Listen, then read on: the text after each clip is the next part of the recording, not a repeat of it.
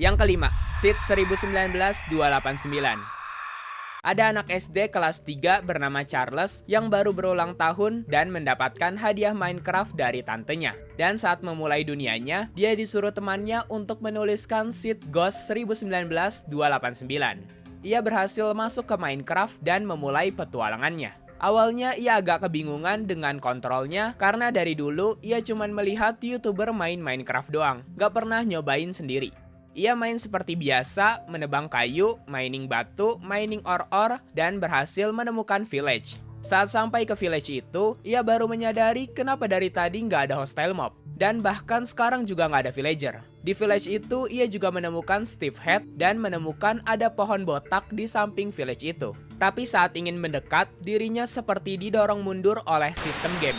Di situ ia juga nggak tahu kalau sebenarnya redstone torch nggak pernah digunakan di village-village. Setelah mengecek rumah-rumah villager, akhirnya ia berhasil menemukan satu villager. Villager itu hanya berbaring di kasurnya dan ada sign bertuliskan sedang sakit. Kemudian, di situ ia ingin membuat furnace dan crafting table seperti orang-orang pada umumnya. Tapi setelah membuat furnace, ia dikejutkan dengan kehadiran Steve dengan skin yang agak aneh. Ia mundur sedikit karena agak takut, tapi langsung kehilangan jejak Steve itu.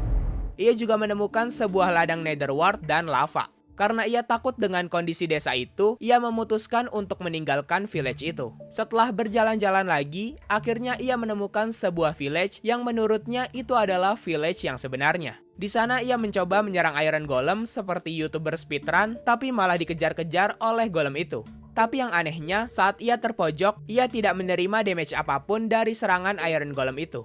Saat meninggalkan village itu, ia melihat ada sebuah glowstone tower yang menjulang tinggi ke atas. Ia mendekati glowstone tower itu, tapi pandangannya teralihkan dengan sebuah lubang simetris yang mengarah ke cave.